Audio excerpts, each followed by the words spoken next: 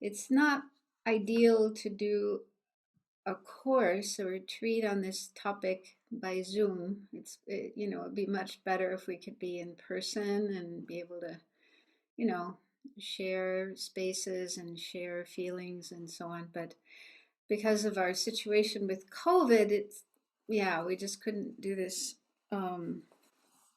live. But we plan to have another retreat next year that will be live.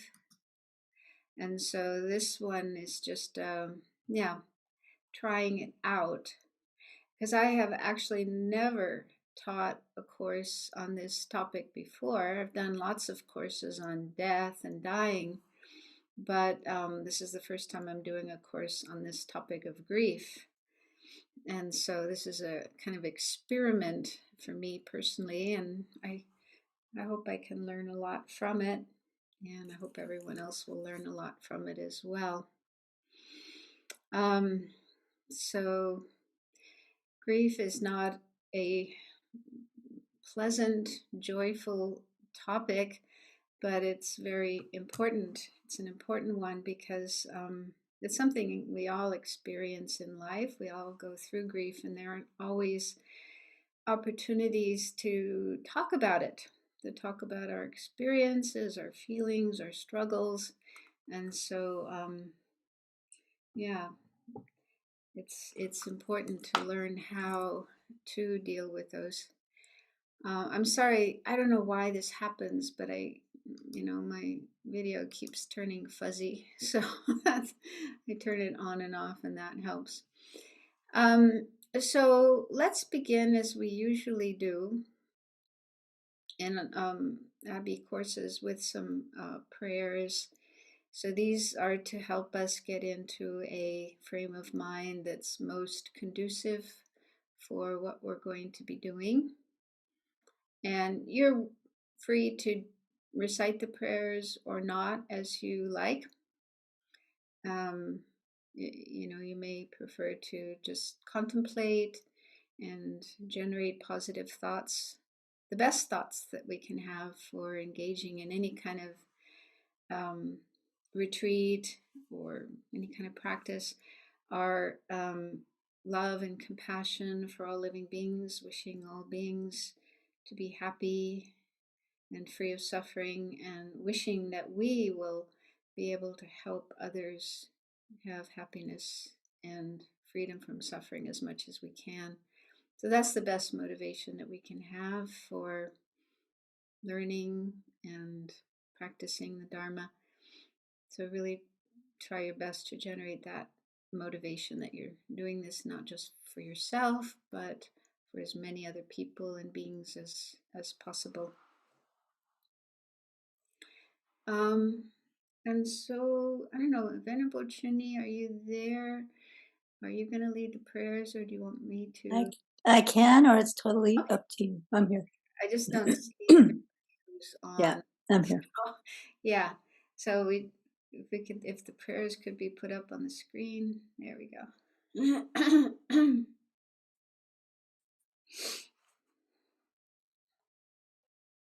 I take refuge until I have awakened in the Buddha, the Dharma, and the Sangha. By the merit I create by listening to the Dharma, I will attain Buddhahood in order to benefit all sentient beings. I take refuge until I have awakened in the Buddha, the Dharma, and the Sangha. By the merit I create by listening to the Dharma, I will attain Buddhahood in order to benefit all sentient beings. I take refuge until I have awakened in the Buddha, the Dharma, and the Sangha. By the merit I create by listening to the Dharma, I will attain Buddhahood in order to benefit all sentient beings. May all sentient beings have happiness and its causes. May all sentient beings be free of suffering and its causes. May all sentient beings not be separated from sorrowless bliss. May all sentient beings abide in equanimity, free of bias, attachment, and anger. Tayatao Mune Mune Maha Mune Soha. Tayatao Mune Mune Maha Mune Soha. Tayatao Mune Mune Mahamanaye Soha. So, what we're going to do for this first session today is I will talk for a while, and there's some slides to share some information. We don't need them right now, but I'll mention when to put those up. And then we'll do some meditation on some of the things that I'm sharing. Then at the end, we'll break up into little groups. With Zoom, you can have breakout rooms, I think they call it. So we'll just be in little rooms, virtual rooms with a couple other people, and then just, have a bit of time to share our thoughts, our reflections. And then hopefully there'll be time we come back together and I'll see if there's any questions. If you have questions, you can ask. You if you have questions, you could also email them. I have to figure out how to do that, but you could email those questions and then I can answer them in a later session. Yeah, so as I said, there aren't always appropriate situations where we can talk about our feelings regarding grief. And so it's good to have opportunities like this where we can do that. And I just read a story yesterday on the NPR website that illustrates some of the difficulties people have in talking about grief, but also going through grief. So this story was about a woman named Heather who lost a baby. The baby died in her womb and the labor had to be induced, and then they had a little funeral for this baby. And it wasn't her first child. She already had 4 children. But she said that the following weeks after this loss of the baby were the hardest time of her life. And it sounds like she just wanted to stay at home, but eventually forced herself to go out. And one of the places she went was church. She'd started going to church.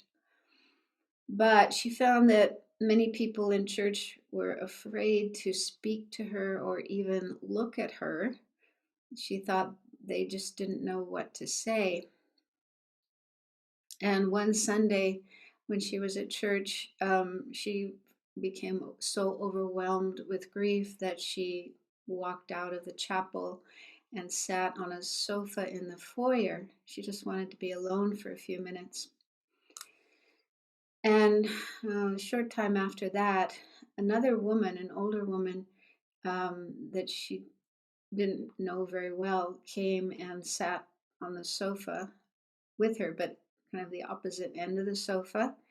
And the two of them, just sat in silence for a while. They didn't talk to each other or look at each other. And then this other woman said something that Heather will never forget. So this other woman said in a loud and clear voice, "My baby died 35 years ago, and not a day has gone by that I haven't thought of her." Don't ever let anyone tell you that you are grieving for too long. And Heather was too overcome with emotion to speak. Her eyes filled with tears. All she could do was nod. But she said that the words spoken by this woman were what I needed to hear at that moment of my life. I needed to know that I would never be the same again, and that it was normal to be that way, and that I wasn't broken, that there was nothing wrong with grief, no matter how long it lasted. And most of all, she let me know that I wasn't alone. So these are some things that are helpful to a person when they are experiencing grief, to know that, yeah, they're not alone, and the pain, the sadness, the tears are normal, typical, not abnormal, and that it's completely okay to feel that way, and to feel that way as long as you need to. Because I've heard, sometimes when a person is grieving, other people will say to them things like, well, isn't it time for you to just get over that and move on? And so I don't know if you've ever had that experience, if anyone has ever said such a thing to you, but yeah, you can imagine that wouldn't be very helpful. So it does take time to recover from grief, and there are kind of typical or normal experiences that we have when we are going through grief. And I'll talk more about that later. Um, but I would like to start. Well, let's see. Let me look at my notes. kind of. So, yeah. Um, like I say, this is the first time I've taught a course on this topic of grief. And in my experience in Buddhism, learning Buddhism for about 50 years now, there's not a lot of information about grief and how to work with it. There's a lot of information about how to prepare for our own death. But in terms of grief over the death of someone else, there's not so much. But I did manage to pull together some things from Buddhist tradition, and also I'll bring in some things from the Western tradition, because there's quite a bit of material, contemporary material about that. And the title of this course is Good Grief, and I didn't make that up, but it's actually the title of a book, which I heard about and I got a copy of, Good Grief. And the author is Granger Westberg. And this book's been around a long time. It was first published in 1962, so that's more than 60 years, and it's sold millions of copies. The author, Granger Westberg, was a Christian minister and also chaplain. He worked as a chaplain in hospitals for many, many years. So he had plenty of experience with, sickness and pain and death and also grief. And the book, yeah, it's quite helpful, but it's written in, in the framework of Christianity, talking about God and quotations from the Bible and so on. But the basic idea of the book is, yeah, grief is painful. It's part of life, but it doesn't have to be a bad experience. We don't have to see it as something bad, something negative, but it's something that can help us, to grow. So that's the idea behind the title, Good Grief.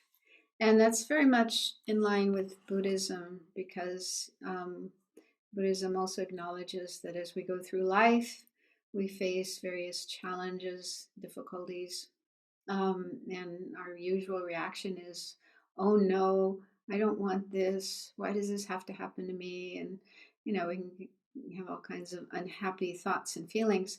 But Buddhism says that problems and difficulties, can be catalysts for growth.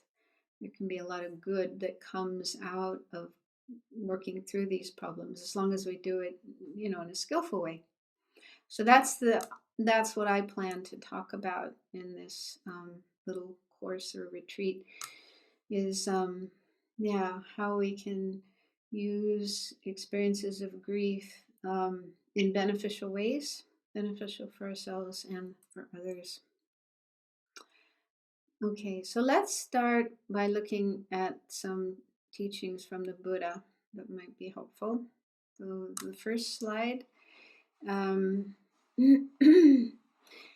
contains a quotation from the Buddha's first teaching.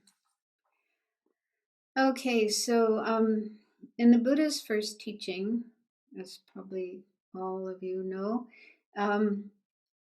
he explained the Four Noble Truths, also known as the Four Truths of Aryas, and that's a nice, tidy way of encapsulating the Buddha's message, the Buddha's teachings, and these four truths. First is the truth of suffering, which is simply that suffering exists, problems exist. And so this particular quotation, he's explaining the truth of suffering. And he mentions some examples of suffering or dukkha. The term in Pali is dukkha.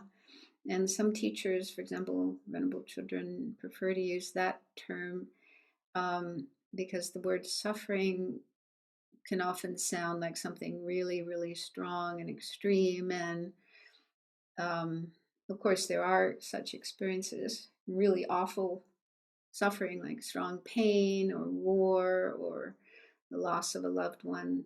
Yeah. But then dukkha also includes ordinary experiences like aches and pains in our body and hunger and thirst and even little feelings of unhappiness or dissatisfaction. Those are also included in dukkha. Okay, so here's some of the experiences of suffering, and you can see I highlighted it in green right in the middle of the page. Grief. Okay, so the Buddha was very much aware of grief, and there's a number of stories as well. If time, I'll tell some of these stories where the Buddha encountered somebody who was grieving and spoke to that person in a way that was very helpful for them. So he was certainly aware that grief was a part of life. And I think normally when we talk about grief or think about grief, we associate it with the loss of a loved one. And that certainly is one example of grief, but we can also experience grief in other ways due to other circumstances. So, in fact, some of these other examples of suffering that the Buddha mentioned can also involve grief. For example, the second one, aging. Yeah, many of us are going through that now. And as our body gets older, we lose the nice young body that we used to have, with nice smooth skin and energy and so on. So the nice looks that we had when we were young, those get lost. And so we may feel some grief when we look in the mirror or we look at our, wrinkles and think, I didn't used to look like that. We long for the body that we used to have. Yeah, so aging can be a source of grief. And also illness. Yeah, so at certain times in our life, we encounter illness. And if it's a strong illness, we're not able to do the things that we normally like to do and want to do. So we may feel grief about that. I want to get up and do my work or go skiing or whatever, and we can't because we're sick. Yeah, so there may be some grief there. And then death, of course, that's probably the biggest experience of grief that we can have. And then further down, the third line from the bottom towards the middle, it says separation from what is pleasant. Separation from what is pleasant, okay? So that can include all kinds of things, like, when you have to separate from a person, they don't die, but they go away. Yeah, they have to go somewhere else to study or work or whatever, so that person isn't physically present with you as much as you would like. Yeah, so that can cause grief, but also other experiences like losing some possession, something that you owned and you didn't want to lose it, but you lose it, or it gets stolen, or it breaks down and can't be used anymore. So that could cause some grief. Losing a job, a relationship breaking up. The person is still alive, but they're not part of your life anymore. Now, so lots of different experiences could fall into that particular example of suffering. And then the next one after that says not to get what one wants is suffering. So that's something else that happens to us in our life. There's something we want very much, a particular job, a particular relationship, a particular house or place to live. And when we want something, our mind sometimes fantasizes, gets caught up in fantasy stories about, having that particular thing that we want and how nice it will be and so on. And then if we fail to get that thing that we want, then of course we're unhappy, disappointed. But that could also involve grief, because those fantasies, those dreams, those hopes that we had are now kind of shattered. We're not gonna, we won't be able to realize them. Yeah, so grief is something that can occur as a result of various experiences in life. Also, I was reading some contemporary material about grief, and they explain different kinds of grief. One example is called anticipatory grief. And I came across that term when my mother was getting close to death. So I was with her, and she'd been diagnosed with stage 4 cancer, and she was already, I think, in her 80s.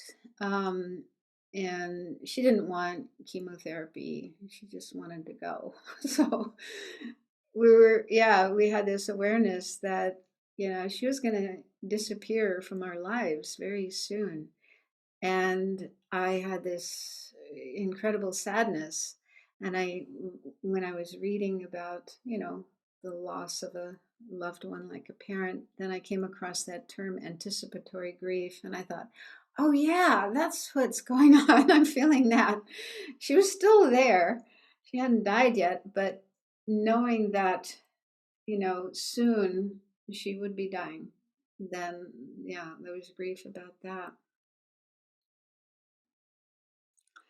And then another kind of grief identified in, the Western tradition is called delayed grief. Delayed grief is when you don't process your feelings at the time of your loss. Instead, you feel and process them weeks, months, or years later. This may happen because the shock of your loss interrupts your ability to deal with grief. Or maybe you're so busy with practical matters that you don't have time to feel grief until a later point in time. So that might also sound familiar to some of you, that, you had some loss, and at the time you were busy, preoccupied, or just so stunned, shocked that you didn't really experience the grief, but then it happened later, days or months or even years later. Then you kind of hits you, loss, and the grief hits you later. And another type of grief identified in the West is traumatic grief. And this can occur when the loss is sudden and unexpected. For example, if the person dies in a car accident or by suicide. Here, with this kind of grief, people can get stuck in the trauma and have trouble processing the grief. So you're dealing with both trauma, this traumatic experience, and also the grief over the loss of this person you cared about. So you got two things to deal with, and sometimes people get stuck in the trauma and may even have PTSD symptoms. And then the grief kind of doesn't get dealt with, maybe later, but yeah. And I was thinking about how, with all the school shootings that we have and the mall shootings, all these horrible experiences where, a whole bunch of people get killed in a very horrific way at the same time. And so the survivors and families, friends of those who were killed might have this kind of grief, traumatic grief. There's probably a lot of that happening nowadays, and also in war. So anyway, there's many different kinds of grief, and also each person, each individual would experience grief in different ways depending on various causes and conditions. So each person's grief is unique and individual. And I was thinking of some examples of that. For example, when somebody loses a job, for some people, that is devastating. Their whole life is kind of thrown apart and shattered. But not everybody experiences it in the same way. I remember meeting this guy. I was in Amsterdam and teaching at a center in Amsterdam. And this one man who was a volunteer in the center told me that he lost his job. And I said, "Oh, I'm sorry about that." And he said, "Oh, actually, I'm really happy about it because now I have more time to practice the Dharma, do things that he really wanted to do." Yeah, so that just shows that, the same kind of experience for one might be, a cause of a lot of grief, but for another, happiness. And even losing a loved one. I was talking with one friend, a friend who's a nun, and I was talking about how difficult it was when my mother died. And that was quite a situation with a lot of grief. And my friend, she's very kind and compassionate and listened to me. And then she shared that her mother had died some years earlier. And she said that it was a relief. I don't think that means she didn't love her mother, but her mother had been, for many years, she'd been sort of mentally, emotionally unstable. And so it was kind of a difficult relationship with her mother. And my father said the same thing when once he was talking about the death of his father. His father committed suicide when my father was 18, and my father had to go and identify the body, which must have been just a horrific experience.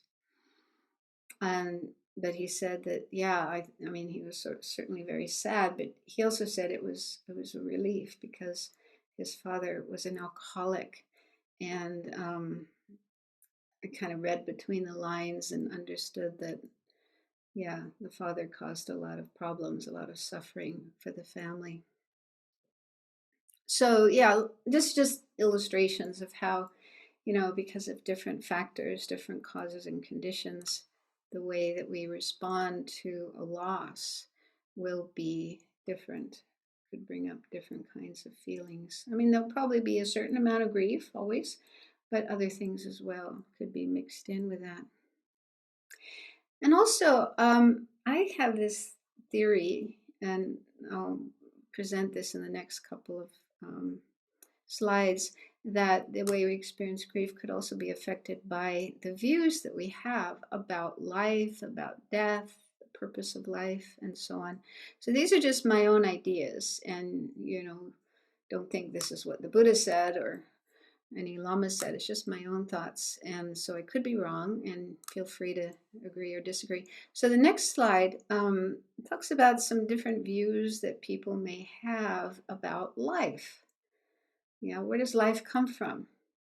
And how does a life, meaning like a person, that's the usual experience we have with grief, is when we lose a person that was important to us. So there are many people in the world who believe that life comes from a powerful, loving creator. And so within that view, the idea is, and this is how I was brought up, and probably most of you as well, that a life, a person, a being comes from God. God gives life, and also God takes it away. It's up to God. God's the one who decides, a person coming into existence, but also dying. So people who have this view and have strong faith in God, when a loved one dies, they'll probably suffer a lot, but they might think something like, well, this is the will of God. God has a plan for us. God knows best. We don't always understand God's ways, but we trust that he knows what he's doing. And so that might give them a certain amount of comfort. On the other hand, I think for some people it might really challenge their beliefs, and some people might even lose faith in God, especially if death happens in a really horrific way. And what comes to my mind is Eli Wiesel. I'm not sure if I have his name, if I say his name properly. He was a Holocaust survivor, and he writes in one of his books, he wrote many books, one is called Night, and that's where he describes his experience being in Auschwitz concentration camp. And he was only about, I think, 14 or 15 years old when he and his family arrived in Auschwitz. And as soon as they arrived, they were taken off the train and marched. Oh, they were separated. First, they were separated, men, women and girls in one line, and men and boys in another line, and they were marched off. And so he was with his father, and his mother and his sisters were going in a different direction, and they eventually, they kind of, I think, immediately were gassed, and he never saw them again. And so he and his father, with all the other men, were being marched in a certain direction, and he saw this pit of fire, this big pit full of fire. And as he was looking, a truck backed up to the edge of this pit of fire. And in the back of the truck were all these children, little children. He said babies. And they were just being thrown into this pit of fire. And he writes about that. He says, "Never shall I forget that night, those flames that consumed my faith forever. Those moments that murdered my God and my soul and turned my dreams to ashes." So that's kind of an extreme example of how, death can happen in absolutely horrific, unspeakable, unbearable ways. And even if, before this, he was very, very religious. He was, always praying and thinking of God and studying the holy books of Judaism.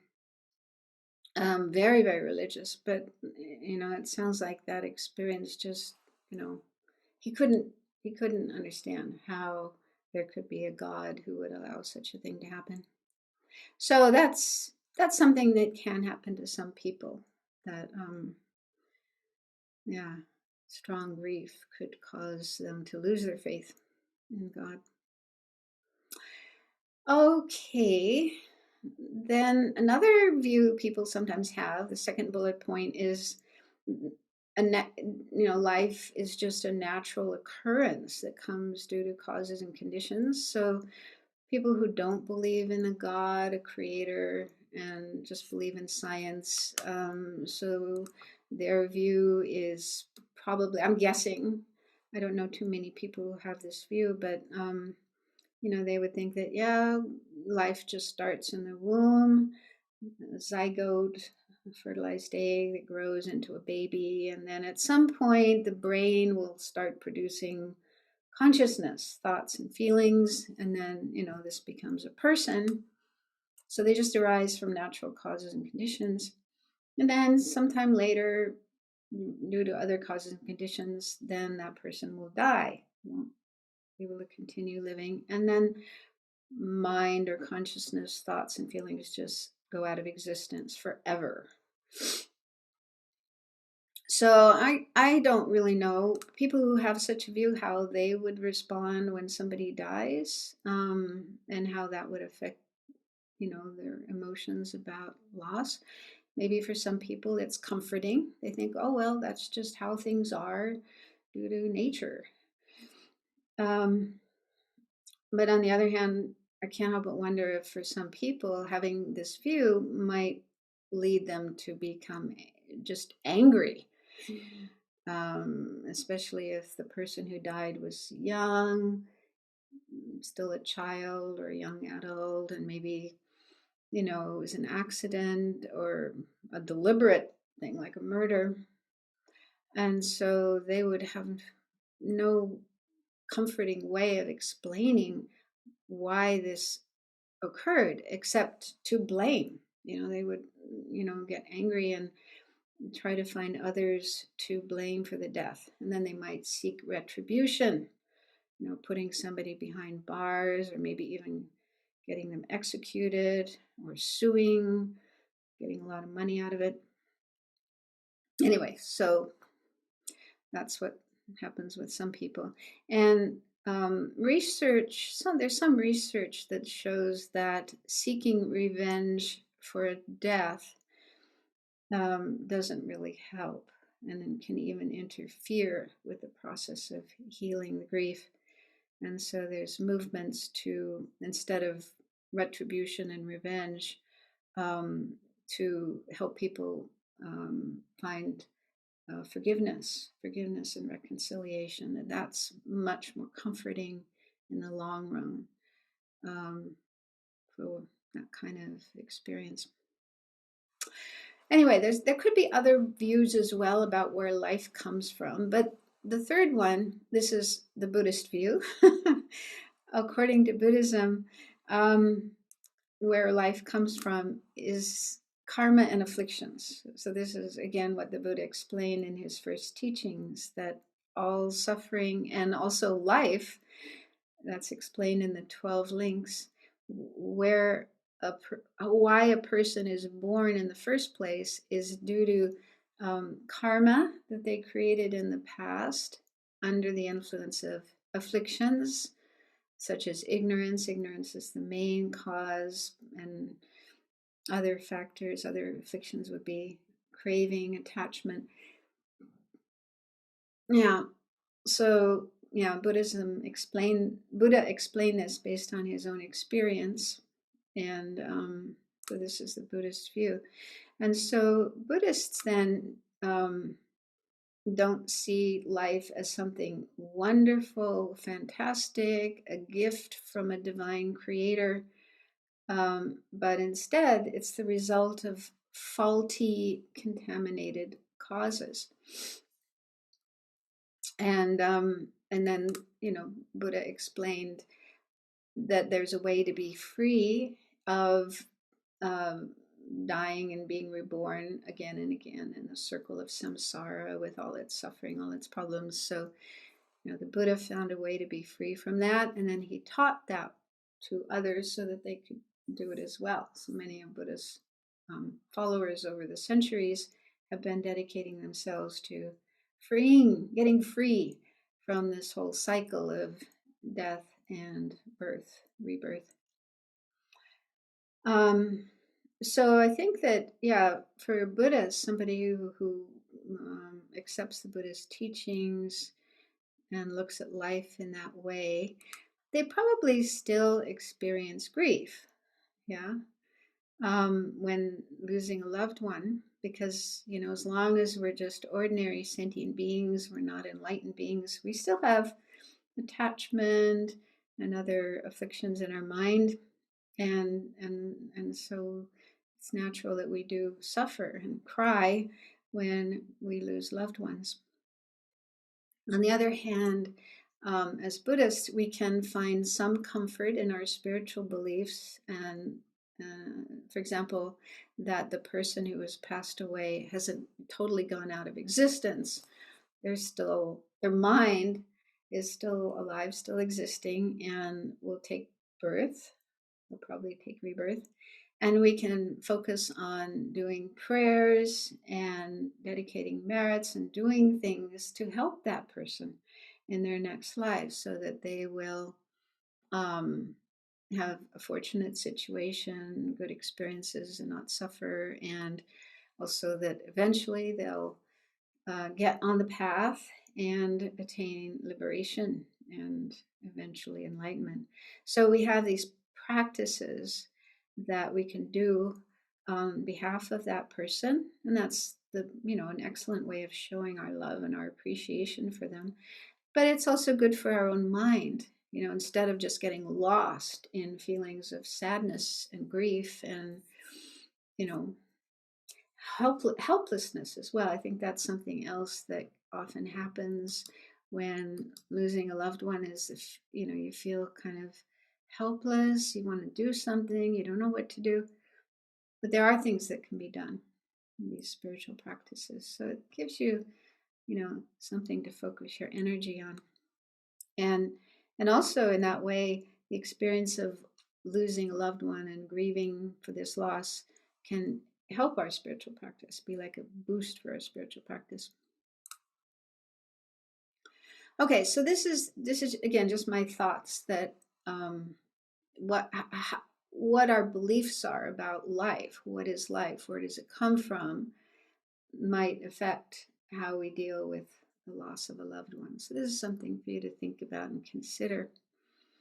And then another factor I think that can affect how we respond to the loss of a loved one is how we see the purpose of life. So the next slide shows a few possible views people have about the purpose of life. So one is to experience as much happiness and pleasure as possible. So that's, a very popular view nowadays.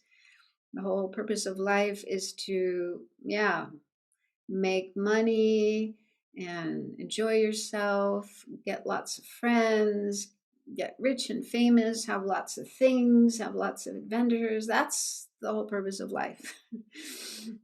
And so I think if somebody has that view about life, then when a loved one dies, someone important to them dies, they'll probably be, completely shattered and shocked and helpless. Like they just don't know what to do about that. It just totally goes against their view of life and what it's all about. And for some people, this might actually be helpful. It might make them think about things they never thought about before. Like, what is the purpose of life and what happens to someone after they die? And it might lead them to a spiritual practice, spiritual path. But on the other hand, I think some people would just try to escape from their pain, maybe with drugs, alcohol, entertainment, and so on. They just can't deal with this pain, so they try to run away from it. So just to illustrate that, I once met this young man, and really very lovely young guy, very sensitive and caring. And and at one point he told me this very sad story. Um, he'd been married, and he and his wife had a little child, a little boy, I think. And the child fell into a swimming pool and drowned. And I think he was only about 2 years old, still a toddler. And he said he and his wife had very different ways of dealing with this tragedy. He, I think he probably was already kind of interested in spirituality, but he wanted to go in that direction. You know, he wanted to explore spiritual teachings and meditation and so on. And his wife, on the other hand, wasn't interested in that. And she just wanted to go out and be with friends and, you know, go to the pub and get drunk and parties and so on. She just wanted to, probably, it was just too much for her. And she just wanted to escape from the pain. So they had very different interests, as you know, in the aftermath of this tragedy. And eventually they separated. And when I met him, he was in India. He was really exploring his spirituality in a big way. So, yeah. So even though it was a horrible, painful experience, it did have some good results for him. And I hope his wife eventually um, was found ways of dealing with her grief. And then the second bullet point is to live according to one's religious beliefs. For example, following commandments for God. So again, there's a lot of people in the world who are already followers of a particular religion, and most religions have a view of God. And so someone who's like that, when they lose a loved one, would probably, you know, seek comfort in their religion and religious practices and beliefs, and the people in the community, the pastor, priest, and fellow practitioners, and so on. And when they recover from their grief, they might even volunteer to help others who are going through the process of grieving. So I think people who are in that category, I mean, most religions do contain teachings about the importance of accepting and acknowledging death, you know, that we're all going to die. And so they, you know, it's probably something they've thought about, they've heard about and thought about, and are prepared for it. And so that would help them to have less suffering when they do lose a loved one. They're already kind of mentally prepared for that. The third one, I'm sorry, to benefit others in the world as possible, as much as possible. So there are people who have this kind of natural compassion and altruism, and want to help others. And such people most probably do recognize the different kinds of sufferings that are experienced by people, and so they would know about death and are probably kind of strong, mentally strong in dealing with death and suffering, and so they probably have some tools and resources to be able to manage feelings of grief when they lose a loved one. It's not like a total shock, something they've never thought about before. However, I'm reminded of a story that I read. A woman who worked as an ER nurse, and so she had plenty of experience with death and suffering and grief. Probably all kinds of things happen in the emergency room. So she thought she was pretty, you know, familiar with those experiences and able to manage them.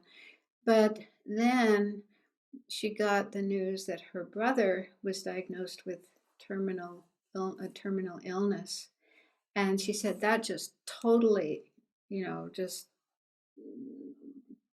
I don't remember the words that she used, but she was just very unprepared for that and really devastated. That was really hard for her. So that kind of shows that, the way we handle the death of someone we don't know, someone who isn't an important part of our life, is quite different than when it comes to someone who we are close to.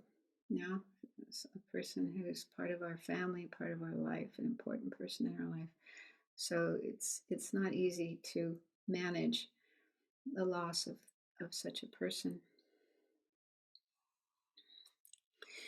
And then the fourth bullet point is to develop our potential for liberation and full awakening. So this is the Buddhist view. According to Buddhism, that's the whole purpose of our life. So I think hopefully most of you are familiar with that. For example, the teachings on the preciousness of human life and our fact that we all have Buddha nature, Buddha potential. We have the potential to become Buddha, awakened, just like the Buddha. And we need to cultivate that, work on that, develop that potential, not just for our own benefit, but for the benefit of others, to free them from suffering and so on. So according to Buddhism, that is the purpose of life. And so, when we first hear these teachings, it might take us a while to understand them and then, get on board, get on the bus and say, yeah, that's what I want to do with my life. And then, focus our energy as much as we can to do such practices. So I think, for those of us who have this view, again, we'll probably still feel grief when we lose a loved one, but probably less grief than someone who's never heard the Dharma. And again, we'll be able to see this situation in a framework that is helpful. We can, again, focus on doing what we can to help the person who passed away and put our energy into our practice to get out of samsara as quickly as possible so we can help all beings. But it's important to understand that even though we might accept these ideas on the intellectual level, it still takes time for them to kind of percolate through our whole being, and so that we react in a different way emotionally.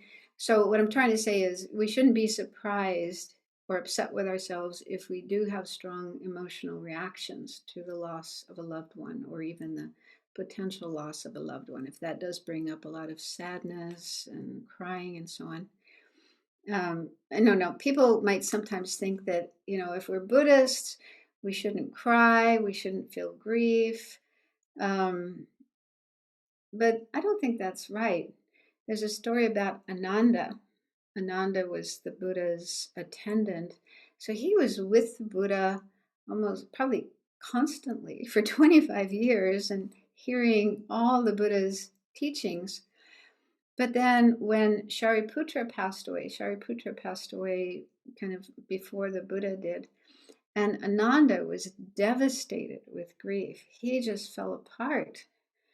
And so, even he heard the Dharma, knew the Dharma, but still reacted in that way.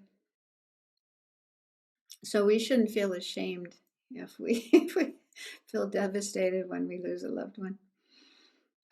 So my understanding is that, if your mind is developed to the point where you're free of afflictions, especially attachment and ignorance and so on, like an arhat, someone who's attained nirvana, then you wouldn't experience any grief. You'd be very calm and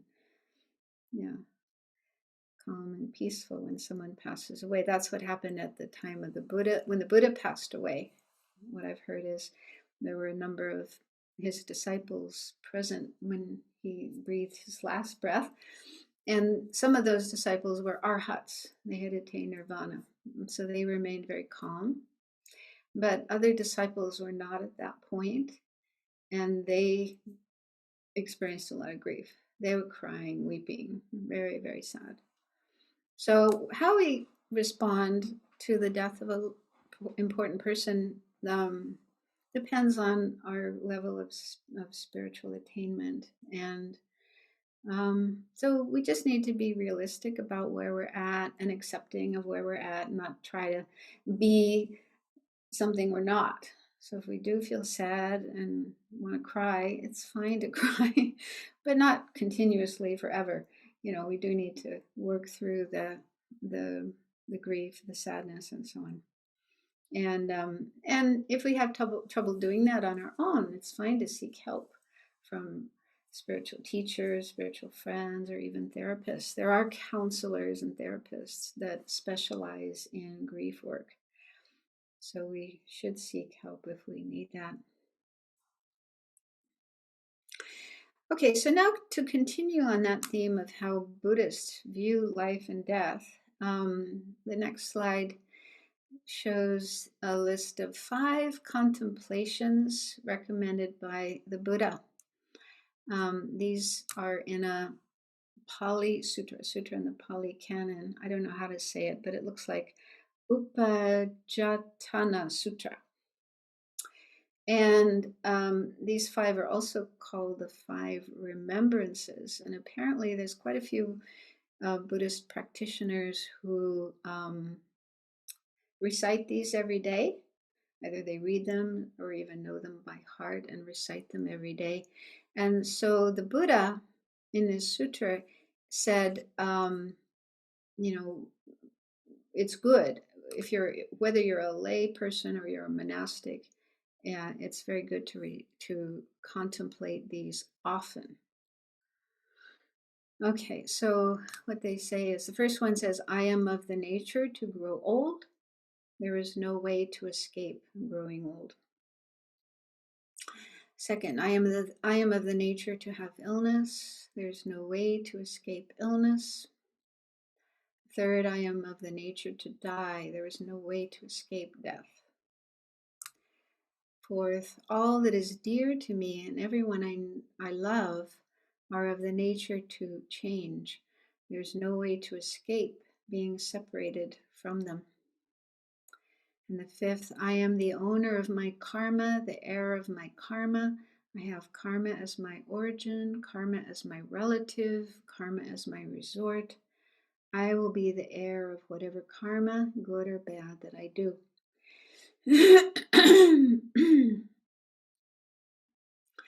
And so in the sutra, after mentioning these 5 things and saying, think about these often, the Buddha went on to explain the purpose, the benefit of reflecting on them. So with regard to the first, I am of the nature to grow old. And the wording here isn't exactly as the Buddha said it. This is more of a contemporary rendering of them, but the essence is the same. So anyway, the first one is basically to remind ourselves that we're going to grow old. We can't avoid that. And the Buddha explained why we need to think about that. He said, people get intoxicated with youth and then engage in misconduct with body, speech, and mind. But when they reflect often on how they can't escape from growing old, this intoxication with youth is either abandoned or diminished. So does that ring a bell? Were you ever intoxicated with youth? And we were probably intoxicated with lots of other things as well, especially in our youth. And so, when we're in that situation of being intoxicated with youth, then we can be very careless about what we do and engage in all kinds of mischief and misconduct. We can create bad karma, negative karma. And So that karma follows us. If we don't do anything to purify it, then it follows us, and sooner or later in this life or some future life we'll suffer, we'll experience problems and suffering as a result of our karma. So this is one way in which we get stuck in samsara, dying and being reborn again and again. And the Buddha, wants us to get out of this situation. And so, yeah, realizing that we're going to grow old and then, eventually die, these can be important contemplations to help us take care of our karma, clean up our karma, stop creating bad karma, and create good karma instead. And so then he said similar with the others as well. So I'll talk more about these later, but I did want to do a bit of meditation on these, and then I have some breakout rooms.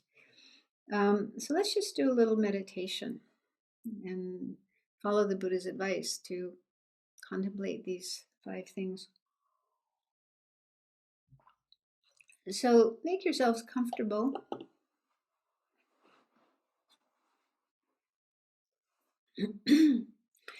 Try, if you can, to sit up straight, but still be relaxed, not tight or tense. You can close your eyes or leave them open a little.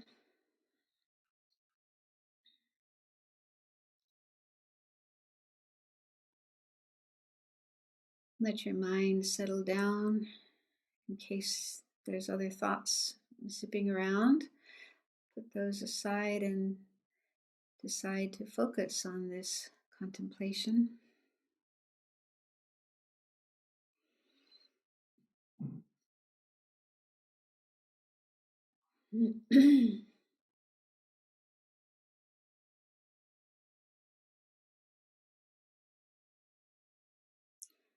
Okay, so the first contemplation is, I am of the nature to grow old.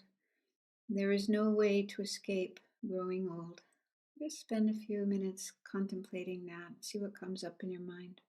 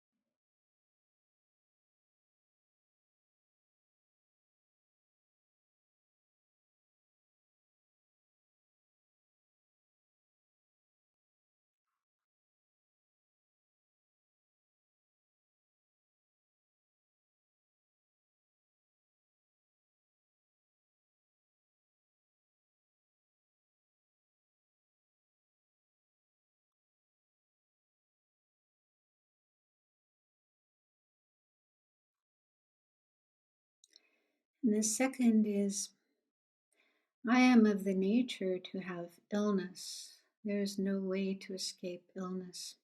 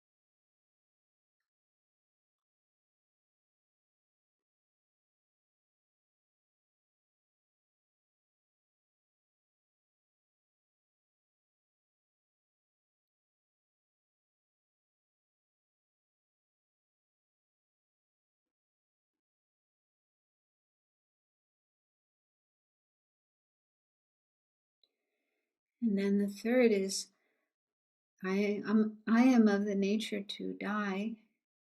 There is no way to escape death.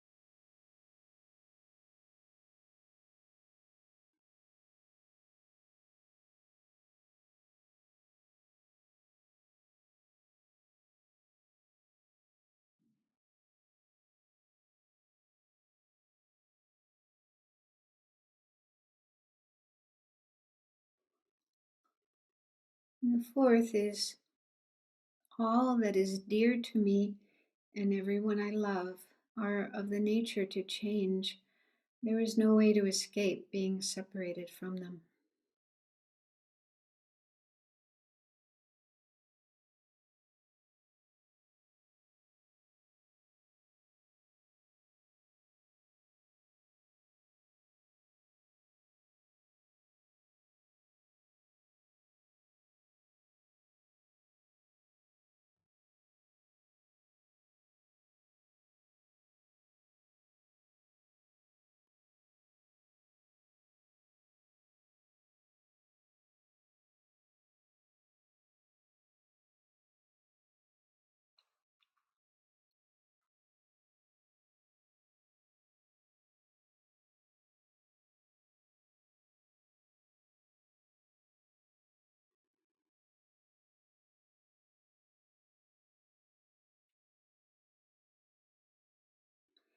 Last is, I am the owner of my karma, the heir of my karma.